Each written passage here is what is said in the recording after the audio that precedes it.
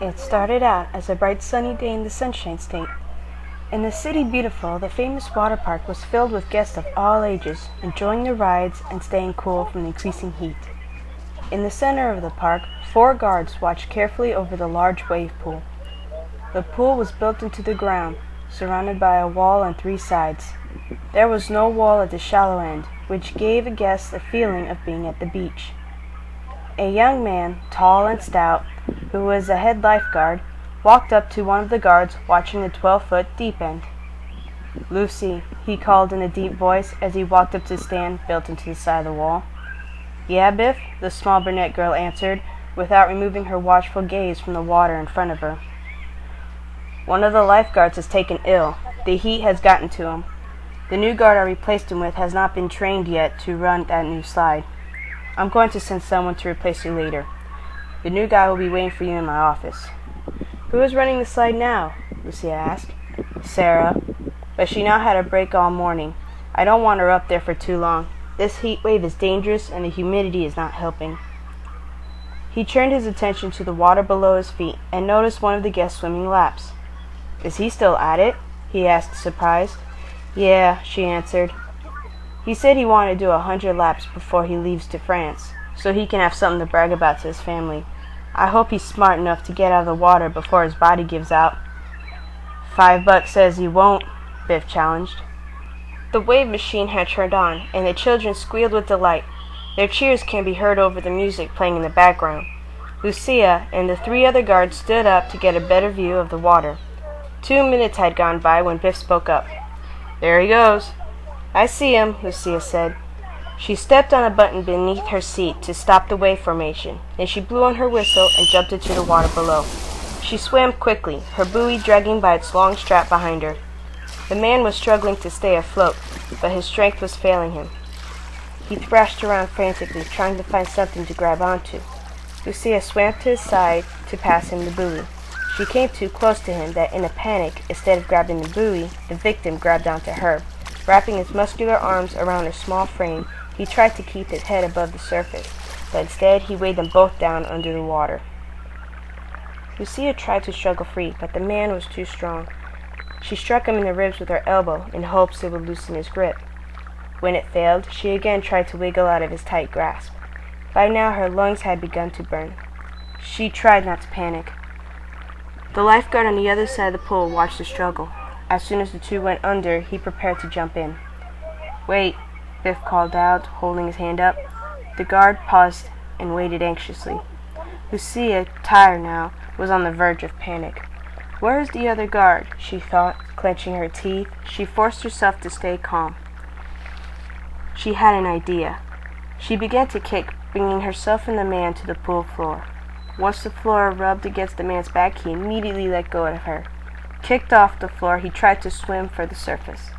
Lucia kicked off the floor as well. When her head broke the surface, she gulped in the fresh air. The watchful guard on the other side sat down in relief. Lucia looked around for the man. Tired of fighting, he floated just under the surface. Grabbing the buoy, Lucia went into the rescue again. This time, using a different approach, she came up behind the victim with the buoy tucked tightly under her arms. Reaching over the buoy, she grabbed the man under his arms and pulled him up and swam for the nearest ladder. The man spat water and coughed all the way. He was nearly limp with exhaustion. When the 2 reached the side of the pool, Lucia helped him up the ladder. Biff met him on top and helped him out. Lucia exited the water and returned to her stand. The worn-out man sat down heavily on a chair someone had brought. Biff bent down next to him. "Are you okay, sir?" he asked. "Sorry for drowning the guard. I was too afraid to let go." "For a small girl, she hits like a prize boxer." He winked at Lucia, who was watching the 2 from the stand. Biff signaled her to focus on the water and continue the conversation with the guests. "If you need assistance at any time, just let one of our staff know and we'll get help," Biff asked. The man agreed, stood up, and went to search for his family. A tall, sandy-headed young man carrying a red backpack looked annoyed upon arrival. He had just finished caring for another patient when he received a distress call to come. "Hey, Jack," Biff greeted. "You just missed him. You may want to check Lucy. She had to fight that gorilla underwater, and she did it without losing her sunglasses." Jack examined Lucia's small frame from the distance. "She looks fine to me. I'll bet you $5 she enjoyed every second," Jack replied. Tough jobs are her specialty. "I just won $5 on a bet with her," Biff said, and expressed his concern that Lucia may one day underestimate herself and end up in trouble or hurt. Jack agreed, but told Biff not to worry about it right now. "You have bigger problems," he said. "Word has it that Steven's going to talk to you about a rumor that is spreading around the break room." "What rumor?" Biff asked. "You'll find out," Jack answered, looking behind Biff. Biff turned around to see Steven, the water park manager, walking towards him. "He looks happy," Biff joked, trying not to feel so nervous. "I'll come back later," Jack said and walked off. Steven, wearing his business casual, came walking fast. His short blonde hair was neatly combed back. To top off the mean business look, he was wearing pilot-like sunglasses. He approached Biff and said good day. "Biff, I want to talk to you about something," Steven said, removing his sunglasses and making eye contact with Biff. Biff kept his calm composure and gave a single nod. "You have done a great job, and the operation of the pools and slides improved since you took charge." Steven paused. "But unfortunately, I have received a complaint that you have not been pulling your weight recently." Biff stood still, not quite sure what to say. Steven continued. "You know I am a fair man, and will investigate this complaint should I receive another one. In the meantime, since this is your first one, I will let it go with a warning. Be careful. I know you work hard for this position. Don't let the power go to your head." With that being said, Steven turned on his heel and walked off as fast as he came in. Biff heard Lucia's voice behind him. It must have been Sarah that complained. He turned around to see her standing there, half dry from the rescue. "What are you doing here?" he asked, looking at the stand. "I just got on my break, so I'm going to your office," she answered. Convenient timing. I heard what Steve had said, and I'm sure it was Sarah. Since arriving at the park a month ago, 16-year-old Sarah had been nothing but trouble for both Biff and Lucia. After work, Biff would take Lucia home because he lives nearby. Sarah tried to turn the situation ugly by telling others that Lucia was kissing her way to promotion. Many, who knew the two were just good friends, stood up to the girl's lies. A week later, Lucia had found stolen goods from the gift shop in her own locker. Since she turned it into security, Steven did not press charges, and no one could find proof to who stolen the merchandise. But Lucia had her suspicions. Except for the constant complaining, Sarah had not caused any real trouble, until now. "I'm going to get that new guy and go get Sarah before there is a guest complaint," Lucia said and started walking for the office. "Wait, I'll go with you," Biff said, following her. "I want you to take a 10-minute break first. When you replace her, tell her to take an hour off and enjoy the free lunch." "Free lunch?" Lucia frowned, trying to get on her good side.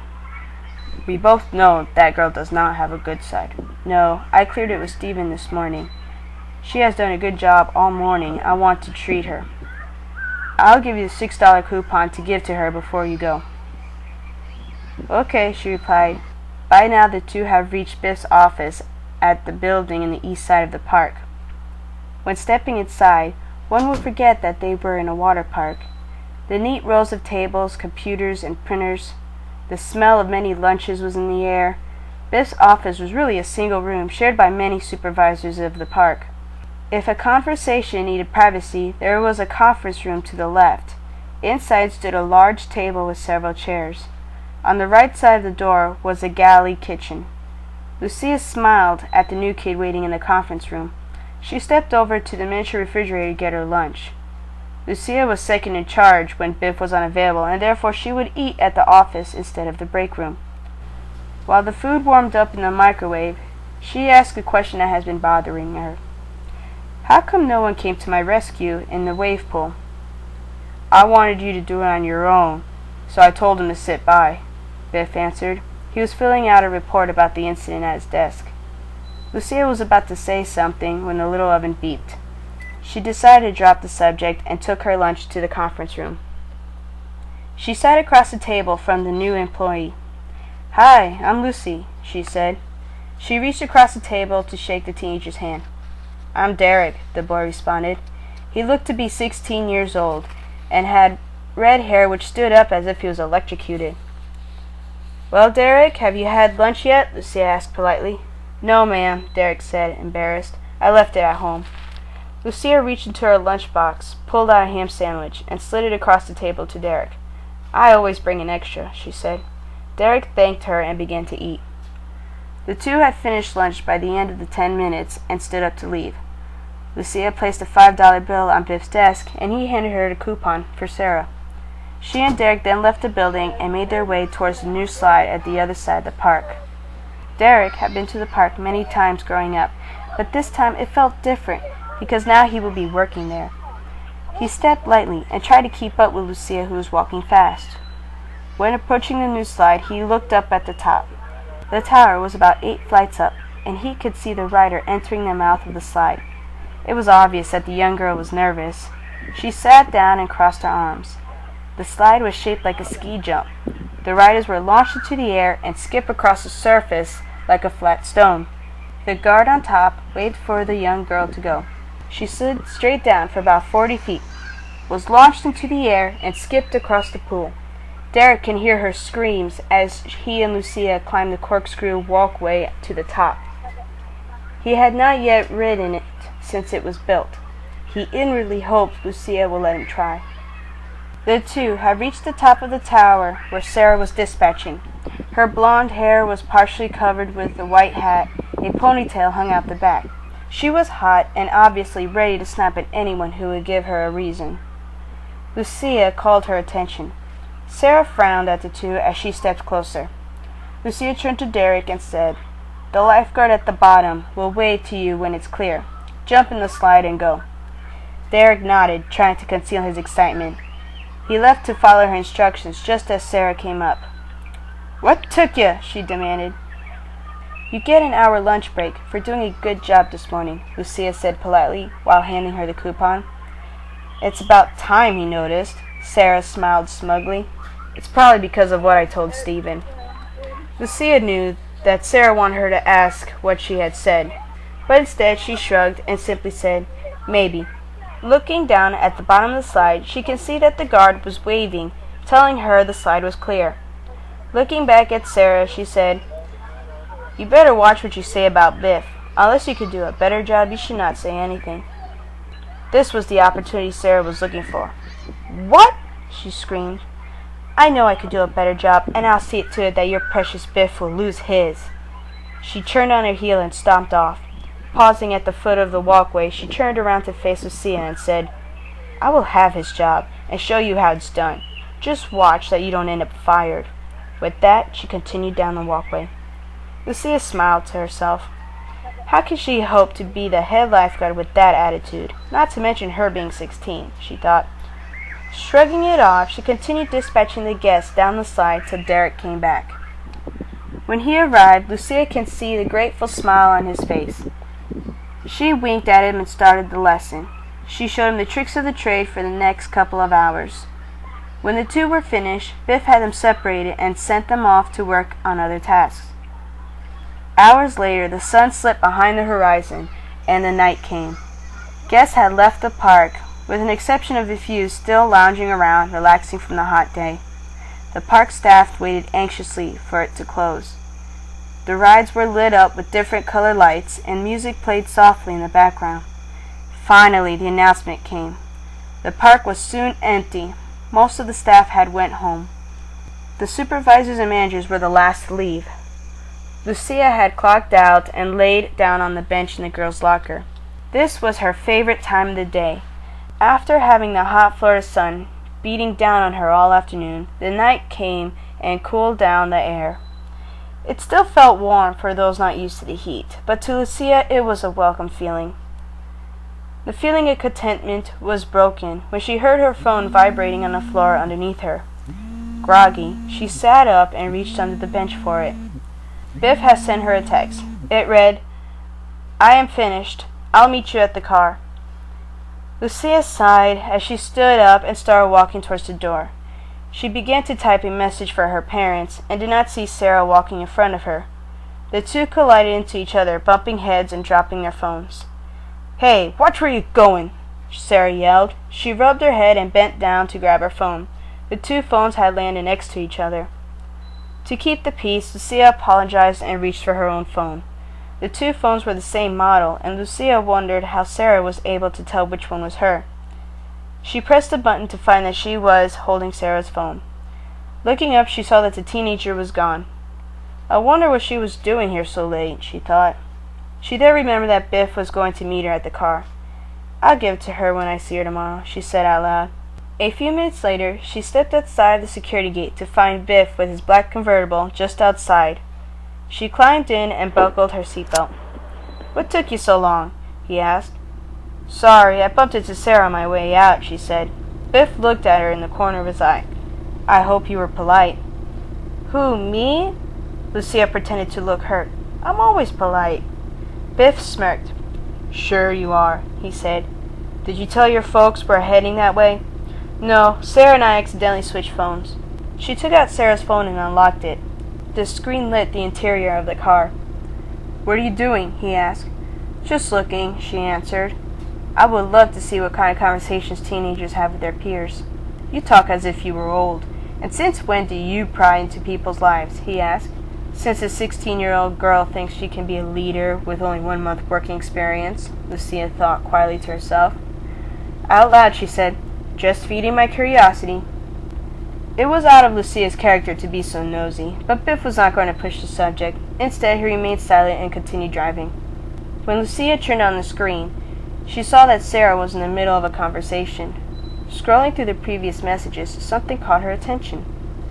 The first one was from Sarah. It read, I did what you said. Stephen even spoke with him about it. I know, Stephen told me. Good job, was the reply. There was no name, just a phone number. Lucia had made a mental note to write down the number and look it up. How much of a raise do I get when I become head lifeguard? Sarah had asked. Let's worry about that when you get the promotion, the phone number replied. Okay, what else?